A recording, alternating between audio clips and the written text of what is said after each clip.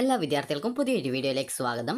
അപ്പോൾ വിദ്യാർത്ഥികൾ കാത്തിരിക്കുന്ന +1 higher secondary second transfer allotment result തിങ്കളാഴ്ച മുതൽ അഡ്മിഷൻ നേടാൻ സാധിക്കുന്ന തരത്തിൽ പ്രസിദ്ധീകരിക്കും. അപ്പോൾ വിദ്യാർത്ഥികളുടെ റിസൾട്ട് നാളെയോടെ പ്രസിദ്ധീകരിക്കുന്നതാണ്. അപ്പോൾ നാളെ വൈകുന്നേരത്തോടെ വിദ്യാർത്ഥികൾക്ക് നിങ്ങളുടെ റിസൾട്ട് അറിയാൻ സാധിക്കുന്നതായിരിക്കും. അപ്പോൾ തിങ്കളാഴ്ച മുതൽ ചൊവ്വാഴ്ച ഉച്ച വരെയോ അല്ലെങ്കിൽ ചൊവ്വാഴ്ച വൈകുന്നേരം 4 മണി വരെയോ ആയിരിക്കും അഡ്മിഷൻ ഉണ്ടാവുക.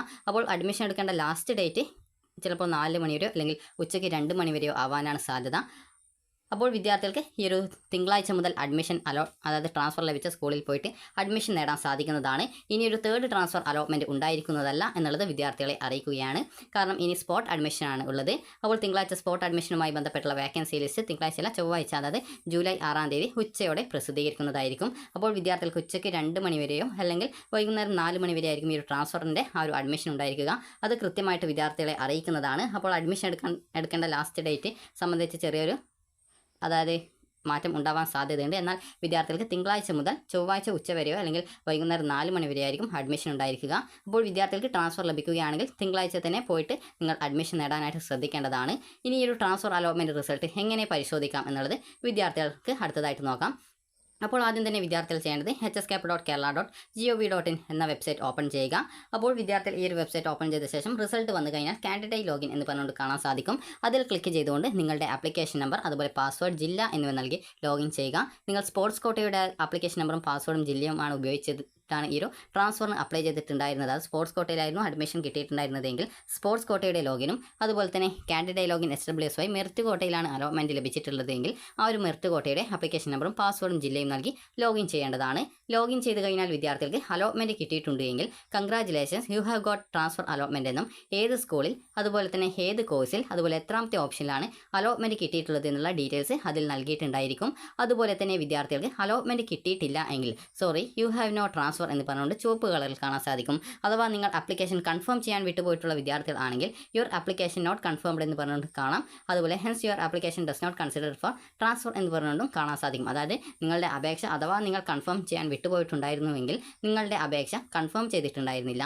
അതിനാൽ ഈ ഒരു ട്രാൻസ്ഫർ അലോട്ട്മെൻറ്റിന് നിങ്ങളെ പരിഗണിച്ചിട്ടില്ല എന്നാണ് അതിന് ഇപ്പോൾ പറഞ്ഞ ഒരു ഇംഗ്ലീഷിൽ പറഞ്ഞിട്ടുള്ള അതിന് അർത്ഥം വരുന്നത്.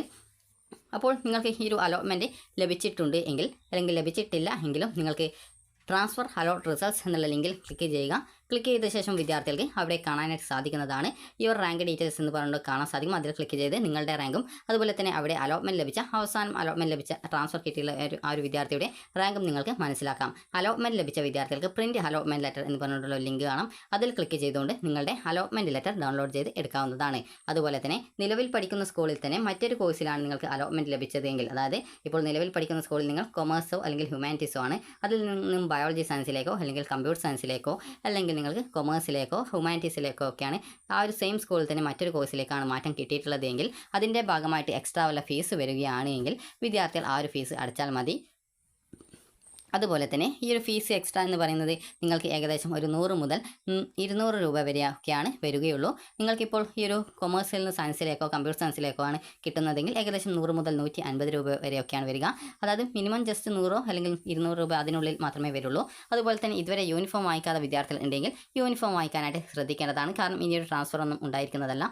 അതുപോലെ തന്നെ നിങ്ങൾക്ക് മറ്റൊരു സ്കൂളിലേക്കാണ് ട്രാൻസ്ഫർ കിട്ടിയുള്ളത്. അതായത് ഇപ്പോൾ നിലവിൽ പഠിക്കുന്ന സ്കൂളിൽ നിന്നും മറ്റൊരു സ്കൂളിലേക്കോ അല്ലെങ്കിൽ മറ്റൊരു സ്കൂളിലെ മറ്റൊരു കോഴ്സിലേക്കോ അല്ലെങ്കിൽ നിങ്ങൾക്ക് മറ്റൊരു ജില്ലയിലേക്കോ ആണ് കിട്ടിയിട്ടുള്ളത് എന്ന് കരുതുക.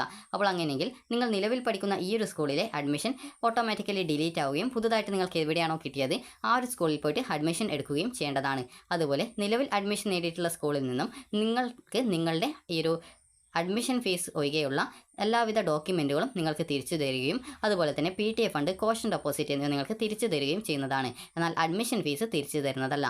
അത് വിദ്യാർത്ഥികൾ പുതുതായിട്ട് അഡ്മിഷൻ നേടാൻ പോകുന്ന സ്കൂളിൽ, അത് മറ്റൊരു സ്കൂളിലോ മറ്റൊരു സ്കൂളിലെ മറ്റൊരു കോഴ്സിലോ അല്ലെങ്കിൽ മറ്റൊരു ജില്ലയിലെ സ്കൂളിലോ ആണ് കിട്ടിയതെങ്കിൽ നിങ്ങൾ ആ ഒരു സ്കൂളിൽ പോകുന്ന സമയത്ത് ആദ്യം അഡ്മിഷൻ എടുക്കുന്ന സമയത്ത് അടച്ചിട്ടുണ്ടായിരുന്ന അഡ്മിഷൻ ഫീസിൻ്റെ റിസീപ്റ്റ് നിങ്ങളുടെ കയ്യിലുണ്ടാവും. അപ്പോൾ ആ റിസീപ്റ്റും അതുപോലെ തന്നെ നിങ്ങൾക്ക് സ്കൂളിൽ നിന്ന് തിരിച്ചു തന്നിട്ടുള്ള PTA ഫണ്ട്, കോഷൻ ഡെപ്പോസിറ്റ് എന്നിവയും അതുപോലെ തന്നെ നിങ്ങളുടെ എല്ലാവിധ ഡോക്യുമെൻറ്റും, അതായത് SSLC സർട്ടിഫിക്കറ്റ്, TC, സ്വഭാവ സർട്ടിഫിക്കറ്റ്, അതുപോലെ നിങ്ങൾ നൽകിയിട്ടുള്ള എല്ലാവിധ ഡോക്യുമെൻറ്റുകളും നിങ്ങൾക്ക് തിരിച്ചു തരും. അപ്പോൾ ആ ഒരു ഡോക്യുമെൻറ്റ്സും അതുപോലെ തന്നെ കോഴ്സ് മാറ്റത്തിൻ്റെ ഫലമായിട്ട് നിങ്ങൾക്ക് വല്ല കോഴ്സ് ചേഞ്ച് വന്നിട്ടുണ്ടെങ്കിൽ കോഴ്സ് മാറ്റത്തിൻ്റെ ഫലമായിട്ട് എക്സ്ട്രാ വല്ല ഫീ പേയ്മെൻറ്റ് വരികയാണെങ്കിൽ ആ ഒരു ഫീ പേയ്മെൻറ്റ് കൂടി അടച്ചുകൊണ്ട് അലോട്ട്മെൻറ്റ് ലഭിച്ച സ്കൂളിൽ ജോയിൻ ചെയ്യേണ്ടതാണ്.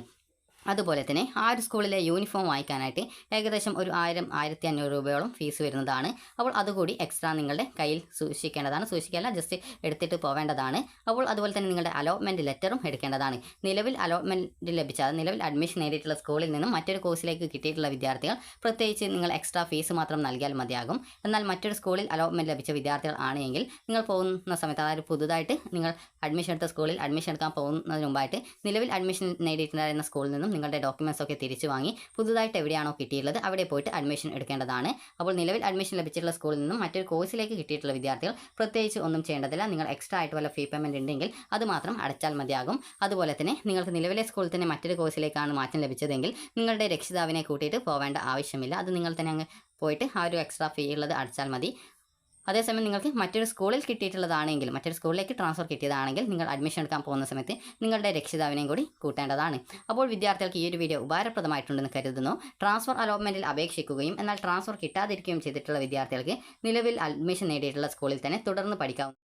അപ്പോൾ വിദ്യാർത്ഥികൾക്ക് ഈ ഒരു നിലവിൽ അഡ്മിഷൻ നേടിയിട്ടുള്ള സ്കൂളിൽ നിന്നും അതേ സ്കൂളിലെ തന്നെ മറ്റൊരു കോഴ്സിലേക്കോ, നിലവിൽ അഡ്മിഷൻ നേടിയിട്ടുള്ള സ്കൂളിൽ നിന്നും മറ്റൊരു സ്കൂളിലേക്കോ, അല്ല എന്നുണ്ടെങ്കിൽ ആ ഒരു മറ്റൊരു സ്കൂളിലെ മറ്റൊരു കോഴ്സിലേക്കോ, അല്ലെങ്കിൽ മറ്റൊരു സ്കൂളിൽ നിന്നും, അതായത് നിലവിലെ സ്കൂളിൽ നിന്നും മറ്റൊരു ജില്ലയിലേക്കോ ആണ് നിങ്ങൾ ട്രാൻസ്ഫറിനായിട്ട് അപേക്ഷിച്ചിട്ടുള്ളത് എങ്കിൽ നിങ്ങൾക്ക് ഈ ഒരു ട്രാൻസ്ഫർ അലോട്ട്മെൻറ്റ് ലഭിച്ചിട്ടില്ല എന്ന് കരുതുക. അതായത് ഇപ്പോൾ നിലവിൽ അഡ്മിഷൻ നേടിയിട്ടുള്ള സ്കൂളിൽ നിന്നും നിലവിലെ സ്കൂളിലെ മറ്റൊരു കോഴ്സിലേക്ക്, അല്ലെങ്കിൽ മറ്റൊരു സ്കൂളിലേക്ക്, അല്ലെങ്കിൽ മറ്റൊരു സ്കൂളിലെ മറ്റൊരു കോഴ്സിലേക്ക്, അതുപോലെ തന്നെ മറ്റൊരു ജില്ലയിലെ സ്കൂളിലേക്കാണ് നിങ്ങൾക്ക് ട്രാൻസ്ഫറിന് അപ്ലൈ ചെയ്തിട്ടുണ്ടായിരുന്നത്. എന്നാൽ നിങ്ങൾക്ക് എവിടെയും ട്രാൻസ്ഫർ കിട്ടിയിട്ടില്ല എങ്കിൽ നിലവിൽ അഡ്മിഷൻ എവിടെയാണോ ഉള്ളത് അവിടെ തന്നെ തുടർന്ന് പഠിക്കാൻ സാധിക്കും. അതായത് ട്രാൻസ്ഫർ കിട്ടിയിട്ടില്ല എങ്കിലും നിങ്ങൾക്ക് നിലവിൽ അഡ്മിഷൻ ലഭിച്ച സ്കൂളിൽ, അതായത് ഓൾറെഡി നിങ്ങളുടെ അഡ്മിഷനുള്ള സ്കൂളിലുള്ള അഡ്മിഷൻ നഷ്ടപ്പെടുന്നതല്ല.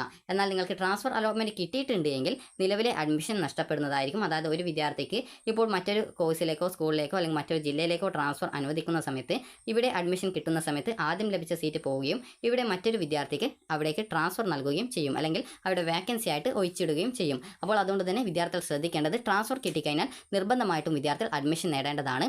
അപ്പോൾ വിദ്യാർത്ഥികൾക്ക് ഈ ഒരു വീഡിയോ ഉപകാരപ്രദമായിട്ടുണ്ടെങ്കിൽ ലൈക്ക് ചെയ്യുക, ഷെയർ ചെയ്യുക. Thank you for watching.